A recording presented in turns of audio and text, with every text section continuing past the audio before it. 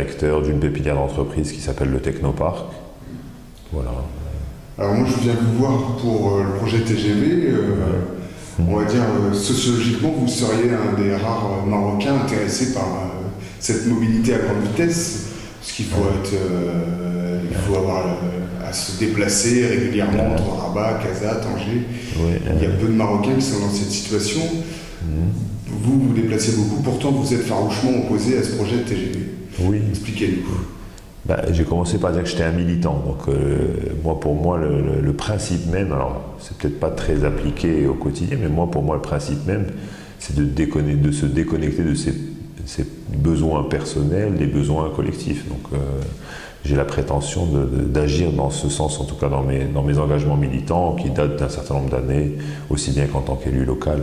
Donc mon combat contre le TGV, bien entendu pas un combat contre cette superbe technologie que peut être le TGV lorsqu'on a les moyens de l'utiliser. Bien entendu, j'ai été étudiant en France, j'ai même travaillé en France, j'étais très heureux de pouvoir prendre le TGV parce que j'en avais les moyens. Le problème pour notre pays, c'est que le TGV, s'il est un bel outil, n'est sûrement pas une priorité. Il y a d'autres priorités pour le Maroc et s'il se mettait en place, il ne servirait qu'une faible minorité, comme vous l'avez si bien dit en fait. Alors, où en est le projet TGV? Comment est-ce qu'il y a encore, par exemple, un espoir, parce que je n'ai pas eu encore l'information, de stopper ce projet, de faire entendre raison aux décideurs? Et d'ailleurs, les décideurs, quels sont-ils sur ce projet TGV au Maroc? Il y a toujours un espoir. Enfin, je pars de ce combat-là qui fait partie. Je vais quand même rappeler un petit peu. C'est un collectif d'associations marocaines qui a monté ce projet, ce combat Stop TGV, pour plusieurs raisons. Mais l'une des raisons est que, à notre sens, le TGV n'est pas une priorité dans l'état où est le Maroc. Le Maroc, il faut le rappeler, est un pays qui est classé 130e sur l'échelle du développement humain. Nous sommes un pays pauvre. Pour vous donner un exemple, même avec des pays très comparables, comme la Tunisie, au Maroc, il y a à peine 450 000 étudiants du cycle supérieur, alors qu'en Tunisie, il y en a 700 000. Pour être au niveau des Tunisiens, il faudrait que nous ayons 2 millions d'étudiants.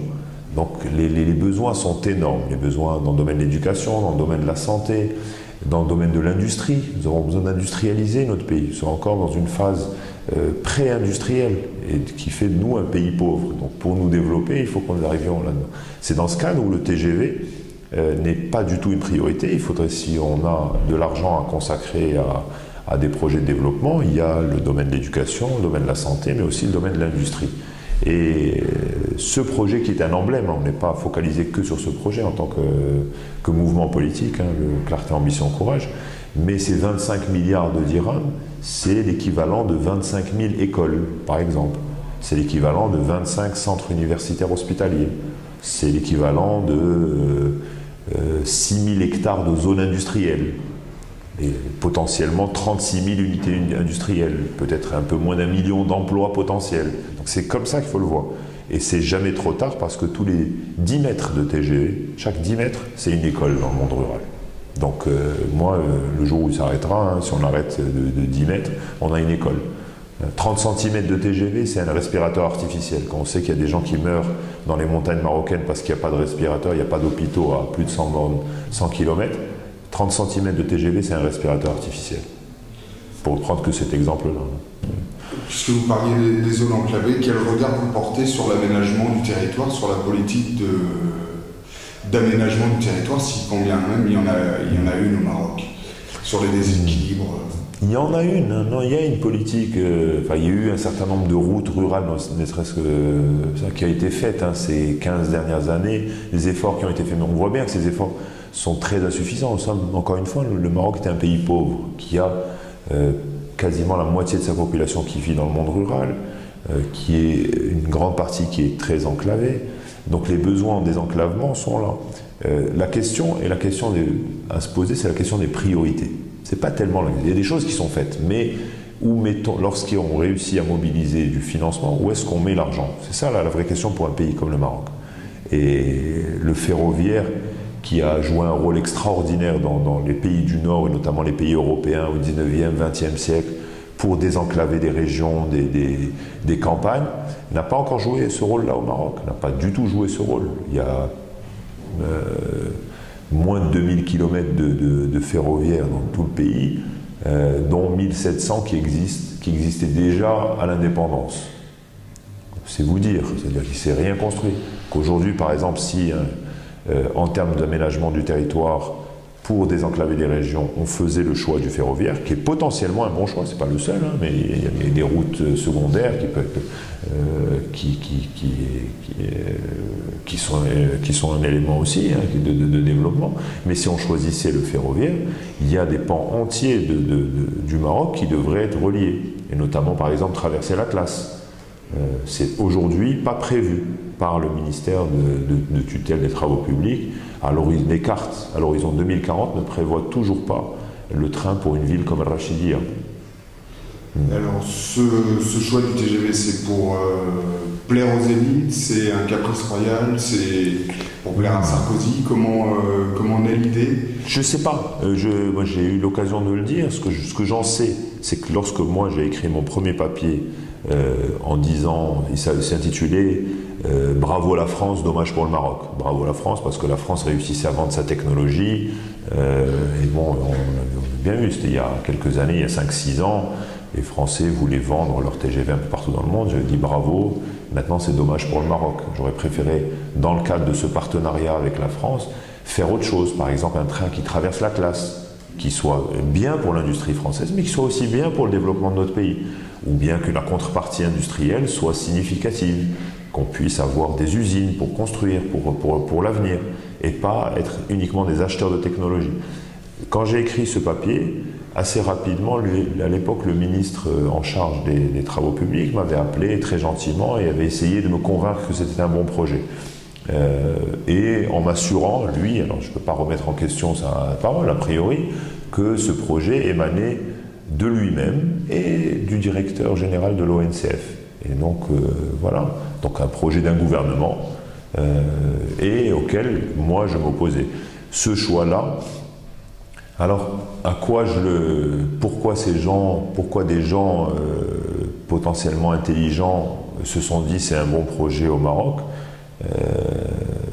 je ne sais pas. J'ai une hypothèse, c'est de dire les gens ont du mal, notamment les acteurs politiques marocains, ont du mal à réfléchir à la question du développement dans son ensemble et pensent secteur par secteur. Et donc réfléchissent comme un chef d'entreprise qui réfléchirait, qui disait tiens, le TGV, il y a potentiellement, quand on voit d'ailleurs la façon dont ils le présentent, c'est un projet, ils le présentent comme un projet potentiellement rentable. Pour moi, le ferroviaire, la première priorité, c'est pas que ça soit rentable, c'est que ça serve les citoyens et une majorité de citoyens. Et donc là-dessus, bien entendu, ils tablent sur 6 millions de passagers. Alors là, je reviens, c'est peut-être si le Maroc explose positivement touristiquement, on les trouvera, ces 6 millions de passagers. Mais est-ce que le besoin aujourd'hui, en termes de transport au Maroc, est de servir les touristes? Ou est-ce que, comme je le pense moi, il faudrait d'abord penser aux Marocains eux-mêmes et leur donner des moyens de circuler à des tarifs raisonnables? Justement, alors, attendez, j'en étais où? Il faut que je retrouve le fil de ma pensée. C'était la question, vous posiez la question, d'où vient, est-ce que c'est un caprice, est-ce que c'est pour faire plaisir Sur le financement, oui. on dénonce aussi l'endettement que ça va générer pour le Maroc. Comment vous voyez ça, la situation du Maroc? Est-ce qu'il a des facilités pour emprunter, a priori, sur les marchés internationaux? Est-ce que c'est, avec la crise, c'est justement difficile de financer d'autres projets? Est-ce que ça plombera le déficit marocain? Là-dessus, il y a deux niveaux. Déjà, la communication du gouvernement depuis le début de ce projet est au minimum fallacieuse, parce qu'ils continuent à dire que le financement n'est pas marocain, comme si ce n'était pas aux Marocains de payer pour ce futur train. C'est complètement faux, parce qu'à part un tout petit pourcentage qui est du don français, le reste sont des emprunts. Donc il y a de la dette, soit le gouvernement, soit l'office, l'ONCF s'endette, quand on sait que l'ONCF a très souvent été renfloué par l'État marocain. Tous les prêts des pays du Golfe aussi sont des prêts et non pas des dons. Donc fondamentalement, c'est les Marocains qui payeront pour ce train-là. Donc les Marocains et tous les Marocains. Et beaucoup de Marocains qui ne pourront malheureusement même pas utiliser ce futur train auront à financer son coût d'acquisition. Donc ça c'est le premier point. Deuxième point, bien entendu, on le voit, crise mondiale qui est là depuis quelques années, même des pays qui étaient considérés comme vertueux, rappelez-vous l'Espagne il y a quelques années était considérée comme l'économie probablement la plus vertueuse de l'Europe du Sud. En 2008, avec un taux d'endettement assez faible, des comptes équilibrés, et en quelques années, tout est parti à volo. Le Maroc n'est pas du tout à l'abri de ça, surtout que les décideurs politiques ces 10 dernières années se sont beaucoup inspirés de ce qu'ils considéraient comme des réussites espagnoles. Le tourisme, l'immobilier, les infrastructures, sans se poser la question est-ce que les infrastructures allaient servir le développement ou c'était juste des infrastructures pour doper à court terme un peu l'habitat, la construction et l'industrie de la construction. À ce stade, moi je vais me rendre sans doute à l'université d'été socialiste à La Rochelle, qui est accessoirement le lieu où on fabrique les TGV, pour Alstom, enfin un des endroits, quand même partie.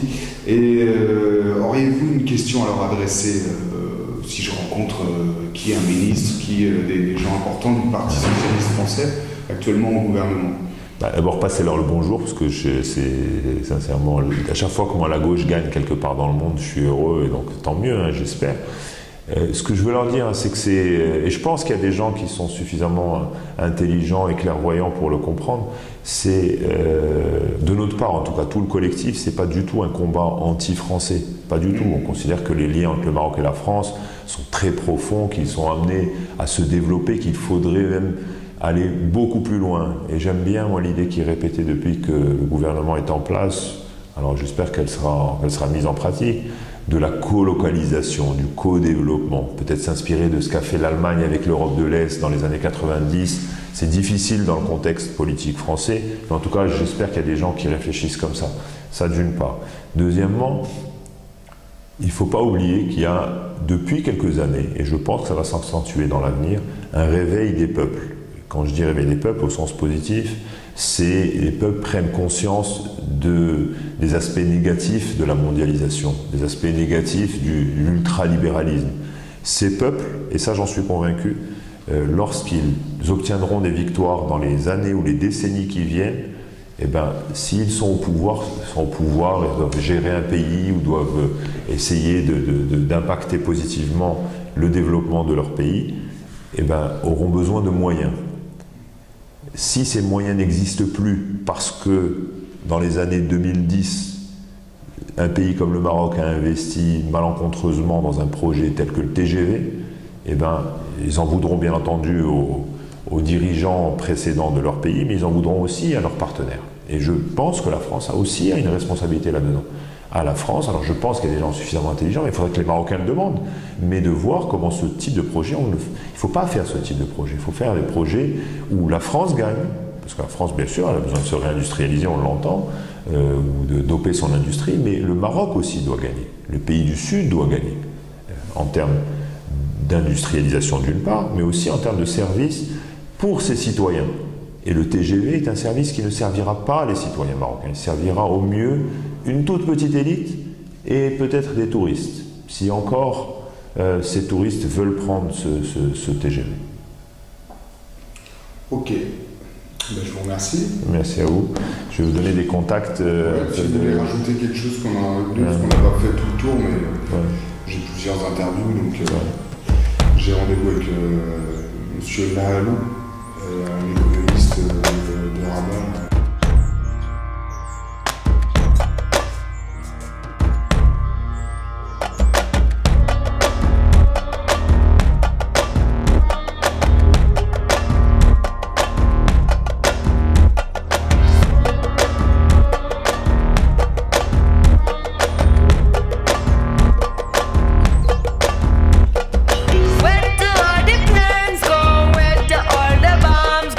Where does all the food go?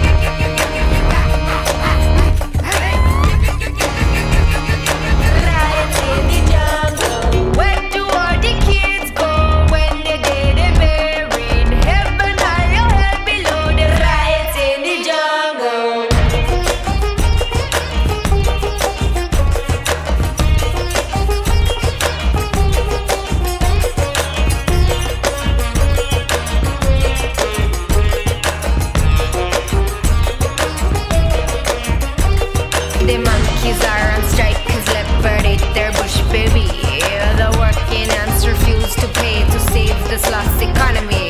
What really is violence? I don't mind the bleeding. No